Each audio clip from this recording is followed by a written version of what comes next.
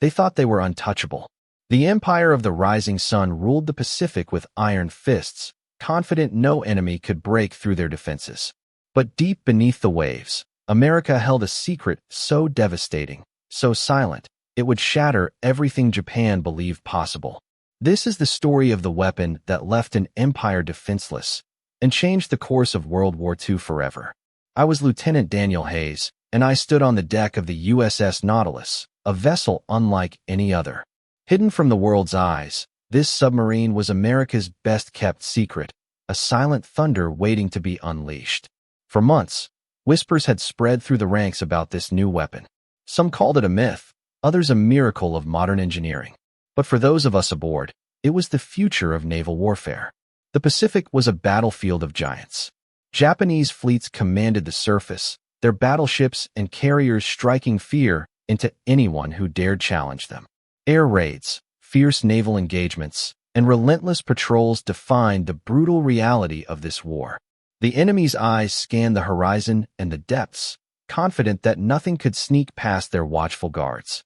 But they were wrong. We moved beneath the waves, invisible and unstoppable. The Nautilus was not just a submarine. She was a new breed, faster, quieter, and deadlier than anything the enemy had ever seen.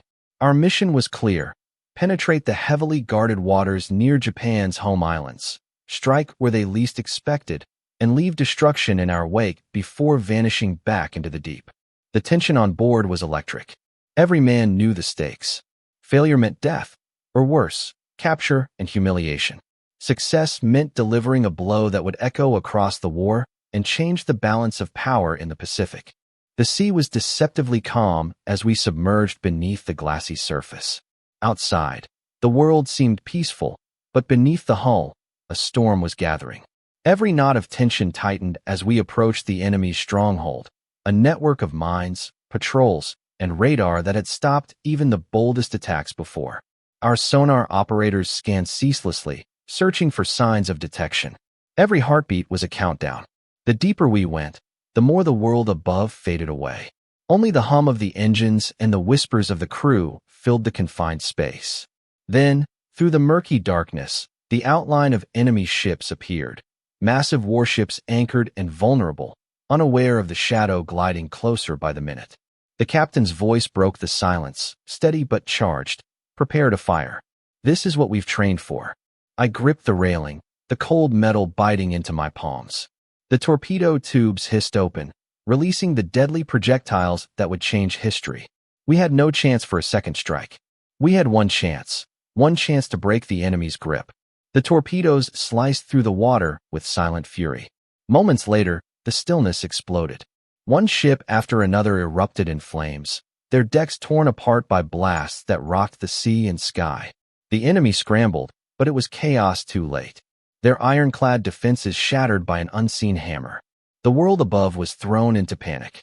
The Empire's pride and power now showed cracks, fear rippling through their ranks like wildfire.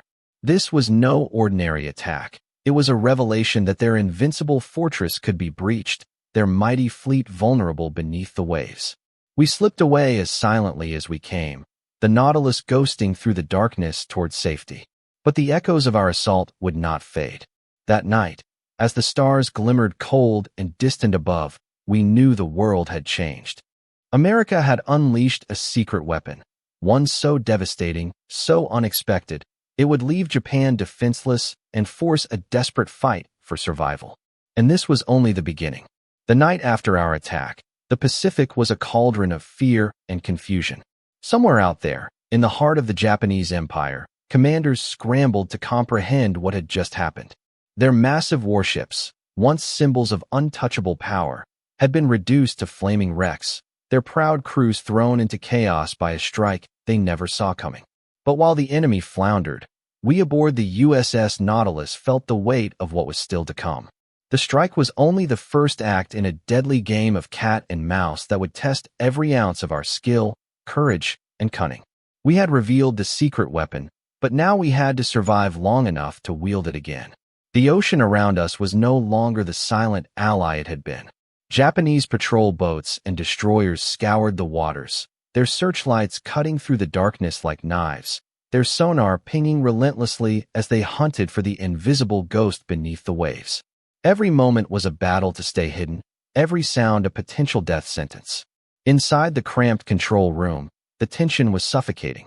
Sweat beaded on brows, hands trembled just beneath the surface of control panels, and eyes darted from gauges to sonar screens, watching for the slightest sign of detection. "Contact bearing 050, whispered the sonar operator, voice taut. Fast-moving surface vessels closing in. The captain's jaw tightened. "Prepare evasive maneuvers. We cannot let them find us." The Nautilus responded instantly, diving deeper, altering course with a grace born of design and discipline. The hull groaned under pressure, and the creaking metal reminded us how close we danced with death every second. The enemy's sonar pings drew closer, a terrifying heartbeat in the dark. I felt my pulse quicken, every nerve alive with fear and anticipation. We were hunted now, a shadow in the water, a ghost with no face. Minutes stretched like hours. The pounding searchlights swept over the ocean's surface, missing us by inches, as if fate itself held its breath. Then, a sudden burst of static over the radio, a crackling warning from a nearby destroyer. Their hunt was desperate, ruthless. If they found us, there would be no mercy. The captain's voice was calm, but the urgency was clear. Silent running. Engines to low power. Stay hidden. We have one shot to make it out alive. The submarine slowed to a crawl, the massive engines whispering in the deep. The only sounds were the distant thumps of enemy depth charges.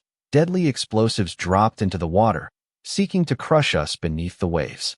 The first explosion rocked the Nautilus, throwing men to the floor and shaking the ship like a tempest.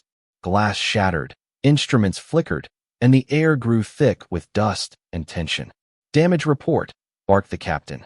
"Minor hull breach forward," came the reply. No critical systems affected. But the pounding didn't stop. The destroyers circled like wolves, relentless in their pursuit, dropping depth charges with deadly precision. We were caught in a deadly trap, a test of our endurance and nerves. Every breath felt stolen, every second a desperate fight against the crushing pressure above and the ever-approaching danger. Then, in the darkest moment, the captain made a decision that would decide our fate. "Prepare countermeasures," he ordered. "Deploy decoys and change course sharply." The crew sprang into action. Floating devices mimicking the submarine's sonar signature were released, bouncing enemy pings away like smoke and mirrors. The Nautilus veered sharply, diving even deeper into the crushing depths. Seconds later, the depth charges exploded again, but this time, their blasts landed harmlessly on empty water. A collective sigh of relief rippled through the crew, but there was no time to celebrate. We had escaped for now, but the hunt was far from over. Above us, the enemy fleet was regrouping, furious and determined. Their pride had been wounded, and they would stop at nothing to crush this new threat. Word had spread, a weapon so silent, so deadly, it could strike without warning and vanish before retaliation. Japan's naval commanders convened urgent meetings, desperate to find answers. Every sonar station, every patrol route was increased. No corner of the ocean was left unguarded. Yet, the Nautilus and her crew pressed on, undeterred. We had a mission, to cripple the enemy's supply lines, to dismantle their war machine piece by piece. As we navigated deeper into hostile waters, the tension in the air was suffocating. Every sonar ping, every creak of the ship's steel felt like a countdown. Suddenly, an enemy patrol crossed our path. The captain's eyes narrowed. "Stay silent. We cannot afford detection." Minutes passed like eternity as the patrol steamed past, oblivious to the silent predator beneath their hull. But fate is never kind in war. A sudden jolt threw us off balance. A torpedo from an unseen attacker, launched from a Japanese destroyer. The Nautilus shuddered violently as the torpedo passed mere feet from the hull, exploding in a spray of water. The crew's gasps were swallowed by the pressure of the moment. "Evasive maneuvers," shouted the captain. "We're not finished yet." The chase intensified. The enemy was relentless, their desperation growing with every failed attempt to find us. We pushed the Nautilus to her limits, diving deeper, maneuvering through underwater ravines and mines, slipping through the tightest gaps with inches to spare. The submarine's hull creaked ominously, a reminder that one mistake could mean disaster. Hours later, we surfaced under the cloak of darkness near a small island used by the enemy for supply runs. The time had come to strike again, this time at the heart of their logistics. Our torpedoes were ready.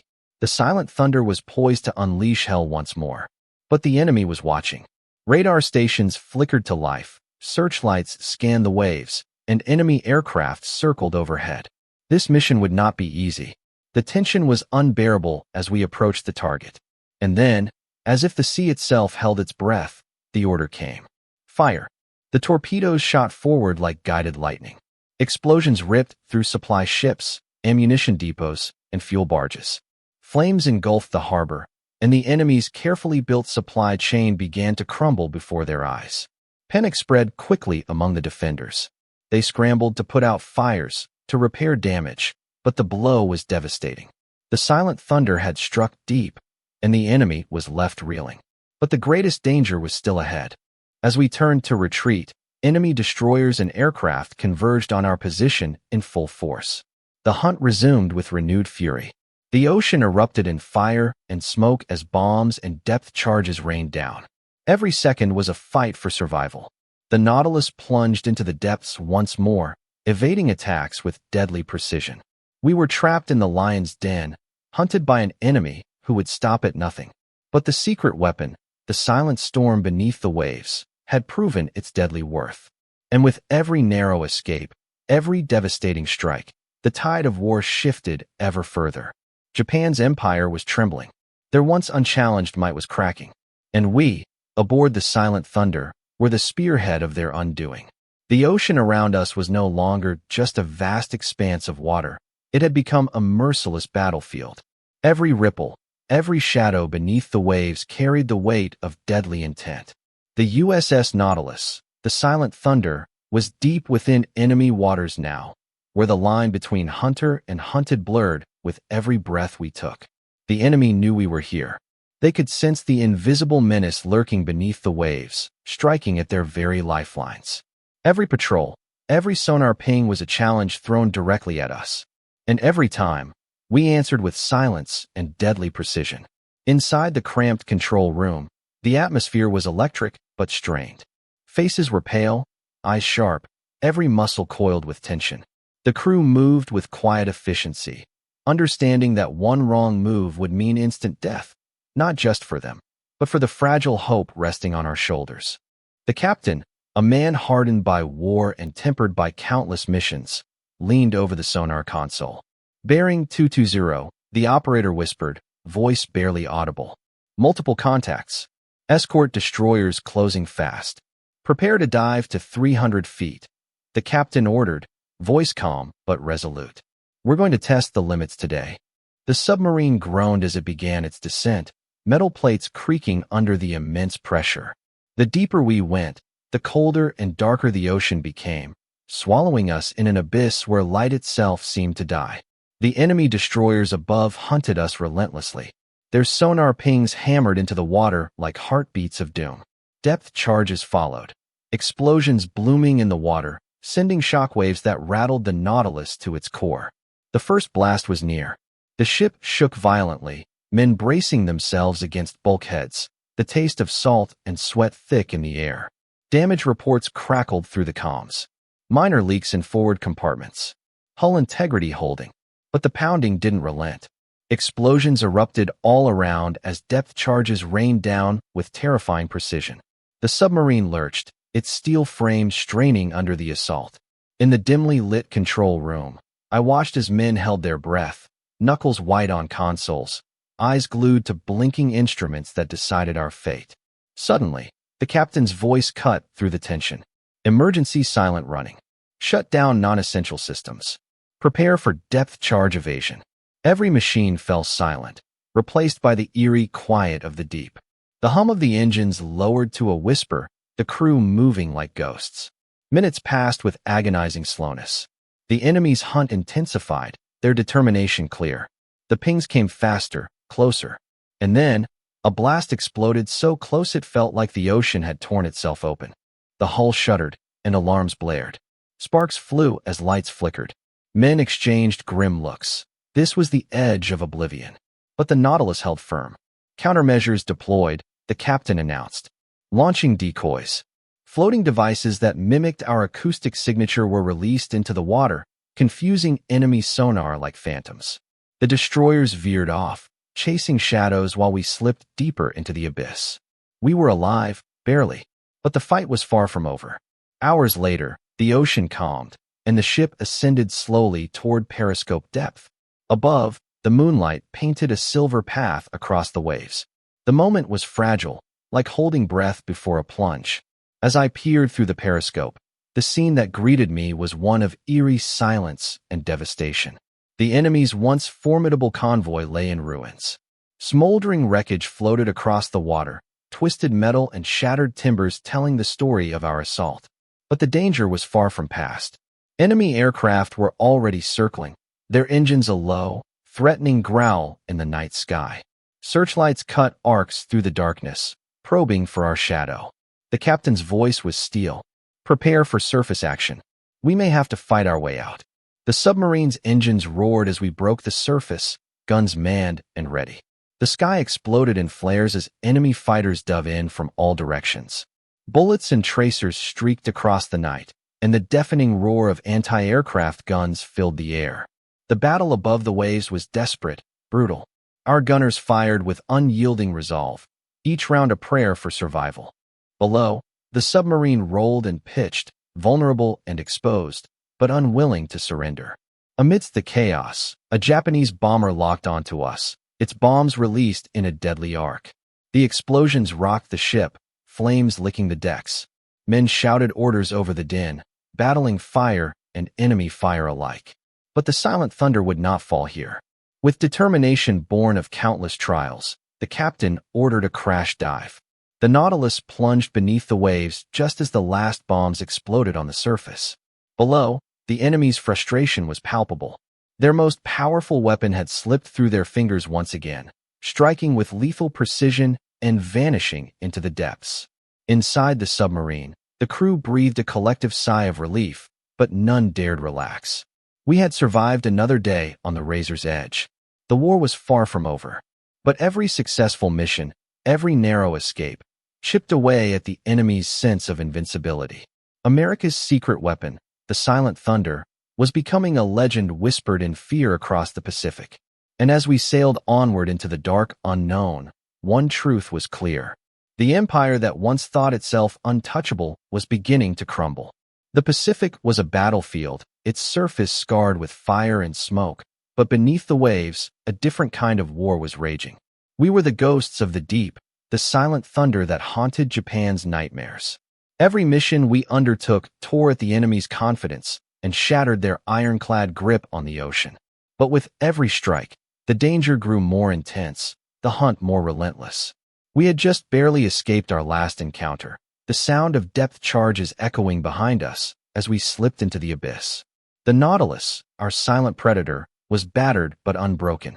The crew moved like shadows in the dim corridors, faces tight with exhaustion and grim determination. The captain gathered us in the wardroom. His eyes scanned every man, every officer. "We've sent a message they won't forget," he said quietly. "But they will come for us harder now. The enemy's resolve is shattered, but their desperation will make them dangerous." His words hung heavy in the air. We knew the coming days would test us beyond anything we'd faced. Every moment we stayed hidden was a battle. Every decision could mean life or death. Our next target was deeper into enemy waters, a critical naval base that supplied their entire fleet. If we struck here, the ripple effect would be catastrophic. Supply lines would break, morale would shatter, and the Japanese war machine would slow to a crawl. The Nautilus slipped beneath the waves once more, the ocean swallowing us whole. The world above disappeared, replaced by the endless dark and pressure that threatened to crush us at every turn. As we approached our destination, sonar operators reported increased patrol activity. The enemy was on high alert, their hunt for the silent thunder relentless and ruthless. Every ping on the sonar was a heartbeat of danger. The tension on the bridge was suffocating. Men held their breath, fingers poised on controls. One mistake, one slip of sound or movement, and the enemy would close in like a pack of wolves. Suddenly, a new threat emerged, a minefield, dense and deadly, guarding the harbor like a web of steel and death. We had trained for this, but nothing could fully prepare a man for the silent terror of navigating a minefield in a submarine. The captain's voice was steady but cold, slow and steady, no room for error. We edged forward, the submarine inches from disaster with every meter. The mines floated like sleeping monsters, ready to explode with the slightest touch. The crew worked in tense silence, every man aware that the slightest mistake could mean annihilation. Minutes dragged like hours. The tension was a living thing, wrapping itself around us, tightening with every heartbeat. Suddenly, a faint bump jolted the Nautilus. The hull scraped against an unseen obstacle. A collective gasp echoed through the control room. "Damage report," the captain demanded. "Superficial," came the reply. "No leaks detected." But the danger was far from over. As we neared the harbor, enemy patrols intensified. Radar blips flickered on the screens like fireflies in the dark. The hunt was closing in. The captain gave the order. "Weapons ready. Prepare to strike." The torpedo tubes hissed open, releasing the deadly payload into the water. The torpedoes surged forward like vengeful spirits, seeking out enemy vessels with unerring accuracy. Explosions blossomed across the harbor, ripping through supply ships and warships alike. Firestorms erupted, smoke choking the sky as chaos engulfed the base. The enemy scrambled to respond, but the blow was devastating and swift. But victory was not yet assured. Enemy destroyers and aircraft launched a fierce counterattack. The skies and seas ignited in a deadly ballet of fire and steel. They thought they were untouchable. The empire of the rising sun ruled the Pacific with iron fists, confident no enemy could break through their defenses. But deep beneath the waves, America held a secret so devastating, so silent, it would shatter everything Japan believed possible. This is the story of the weapon that left an empire defenseless and changed the course of World War II forever. I was Lieutenant Daniel Hayes, and I stood on the deck of the USS Nautilus, a vessel unlike any other. Hidden from the world's eyes, this submarine was America's best-kept secret, a silent thunder waiting to be unleashed. For months, whispers had spread through the ranks about this new weapon. Some called it a myth, others a miracle of modern engineering. But for those of us aboard, it was the future of naval warfare. The Pacific was a battlefield of giants. Japanese fleets commanded the surface, their battleships and carriers striking fear into anyone who dared challenge them. Air raids, fierce naval engagements, and relentless patrols defined the brutal reality of this war. The enemy's eyes scanned the horizon and the depths, confident that nothing could sneak past their watchful guards. But they were wrong. We moved beneath the waves, invisible and unstoppable. The Nautilus was not just a submarine. She was a new breed, faster, quieter, and deadlier than anything the enemy had ever seen. Our mission was clear: penetrate the heavily guarded waters near Japan's home islands, strike where they least expected, and leave destruction in our wake before vanishing back into the deep. The tension on board was electric. Every man knew the stakes. Failure meant death, or worse, capture and humiliation. Success meant delivering a blow that would echo across the war and change the balance of power in the Pacific. They thought they were untouchable. The empire of the rising sun ruled the Pacific with iron fists, confident no enemy could break through their defenses. But deep beneath the waves, America held a secret so devastating, so silent, it would shatter everything Japan believed possible. This is the story of the weapon that left an empire defenseless and changed the course of World War II forever. I was Lieutenant Daniel Hayes, and I stood on the deck of the USS Nautilus, a vessel unlike any other. Hidden from the world's eyes, this submarine was America's best-kept secret, a silent thunder waiting to be unleashed. For months, whispers had spread through the ranks about this new weapon. Some called it a myth, others a miracle of modern engineering. But for those of us aboard, it was the future of naval warfare. The Pacific was a battlefield of giants. Japanese fleets commanded the surface, their battleships and carriers striking fear into anyone who dared challenge them. Air raids, fierce naval engagements, and relentless patrols defined the brutal reality of this war. The enemy's eyes scanned the horizon and the depths, confident that nothing could sneak past their watchful guards. But they were wrong.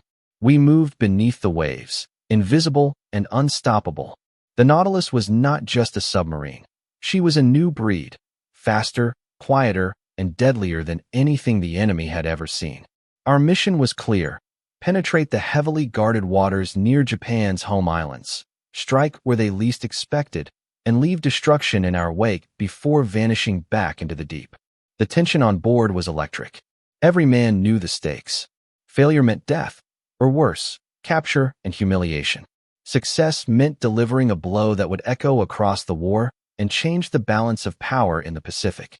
They thought they were untouchable. The empire of the rising sun ruled the Pacific with iron fists, confident no enemy could break through their defenses. But deep beneath the waves, America held a secret so devastating, so silent, it would shatter everything Japan believed possible. This is the story of the weapon that left an empire defenseless and changed the course of World War II forever.